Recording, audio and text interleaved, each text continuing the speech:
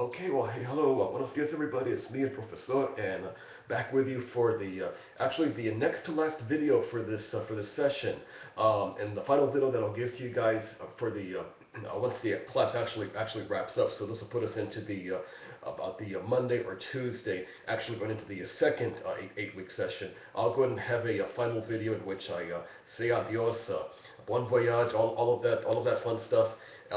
To all of you, and of course, I'll say a few things about the when the final grade is going to be ready for the class. I'm going to double check with the with admissions as to when the grades are actually due, and then I post them over to WebAdvisor.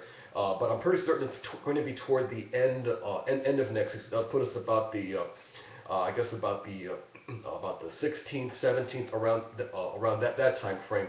But for sure, once everything is finally taken care of in terms of you finishing up with the with final quiz 8, and then once the grades are already set for the final Chicano Time Traveler Journal, and also, of course, for the Chicano video. That's when you watch one of the three remaining parts of the Chicano Mexican American Civil Rights Movement series. Once all those grades are tabulated, then I'll begin to inform you better in terms of your final grades for the class and when they'll be ready on WebAdvisor. You're going to actually see your grades in two stages. You'll see your final grades, that is on a score, on a percentage in Blackboard, and then of course you're going to see your final grades on your transcript, of course, and of course when you log into WebAdvisor. But let's not worry too much about that right now. Let's get through with this week. This is the last week of topics. I'll talk about all of that stuff beginning of next week. So let's go ahead and get into what's happening for our final week of the session. And if you notice, you've already looked in. That is, if you're looking right now in the in the module overview essay, it's not very long. It seems like it's one of the shorter ones. So, so not surprised. This will be most likely one of the shorter videos for the session. So let me go and quickly tell you what's coming up in terms of the of the readings. Just go over a few things, some final observations. So I should be able to wrap this up this video with at least shorter than 10 minutes, maybe something in the range of about 7 or 8 minutes. So let me go ahead and take off my glasses so I can actually see the printout of the essay, and then we'll get moving. Okay, obviously, Vargas has been the major source for the information for these 8 weeks, and that's definitely no exception now. So go ahead and check out Vargas chapter 11 and the epilogue. That is the final chapter of Crucible of Struggle. He basically gives you a really good panorama of events from the 1970s through to the 2008 election of Barack Obama.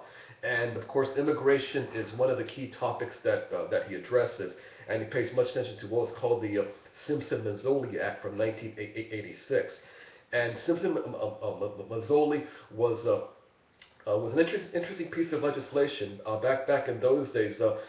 Republicans didn't really have this anti-immigrant fervor or hysteria that you see quite a bit on the news and in cable TV shows.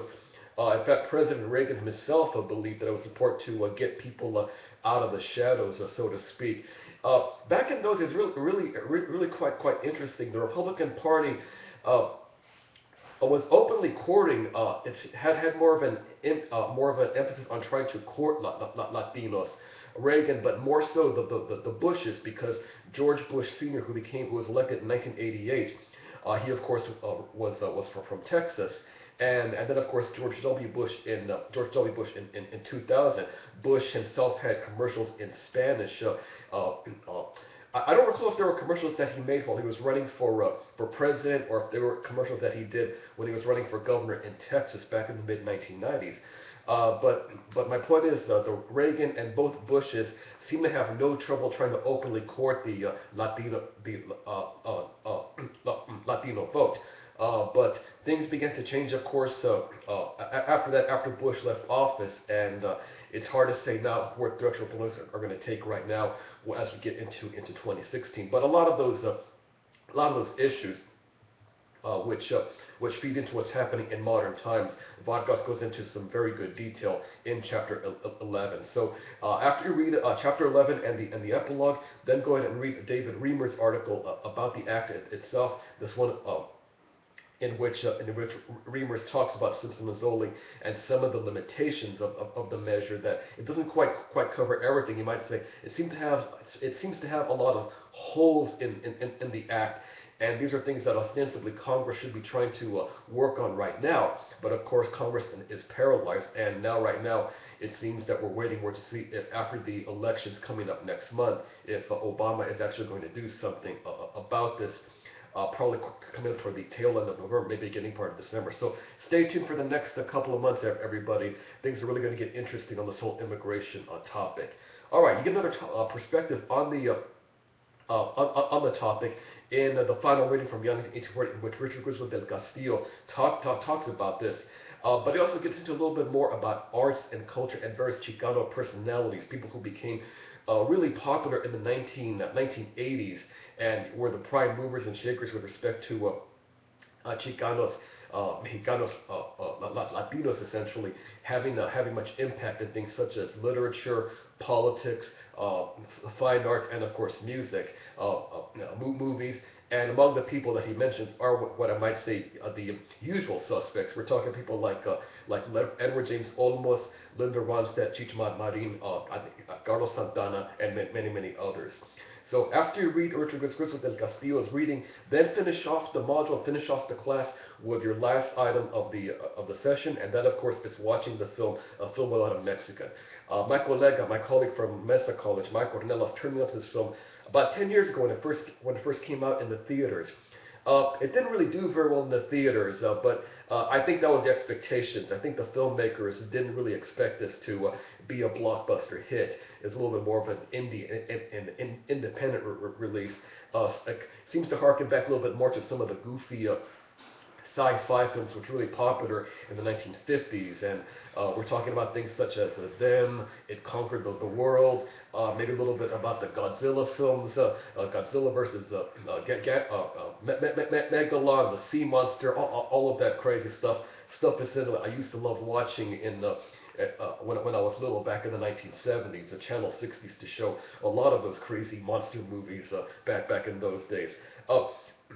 But even though the film itself comes across as quite goofy and quite silly, and the acting isn't all that great, I think it does a really good job of pointing out a very important point in terms of the significance, the importance of Mexicanos in the economy, in California's state economy. So even though the stereotypes get really wild and wacky, we have some of the stereotypical Muslim scholars, Asian scientists, the over-the-top anti-immigrant people, and then we have the wild and crazy Mexicano weatherman. He's always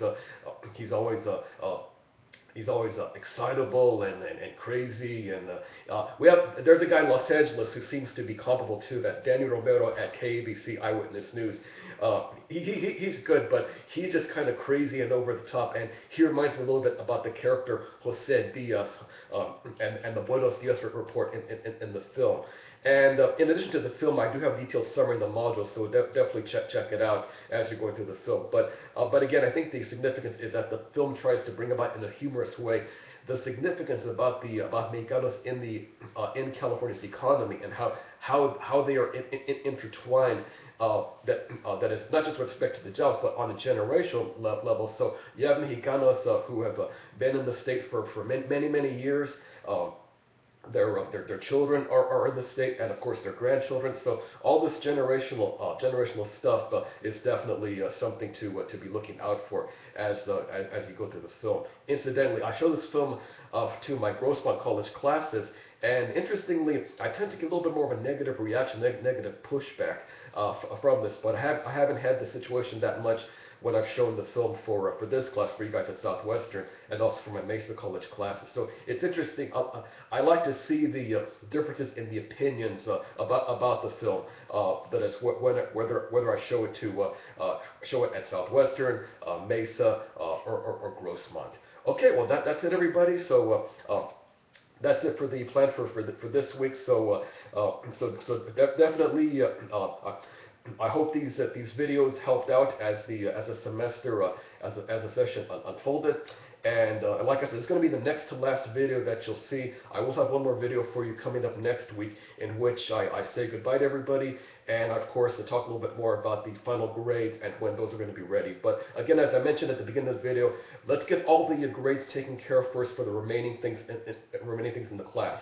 That of course includes the final Chicano Time Traveler Journal entry, entry 4, that is quiz 8, and of course your grades for the Chicano video review. So let's get all those 3 put in. Once those are put into the grade center, then you'll begin to get a better idea in terms of your final grades for the class.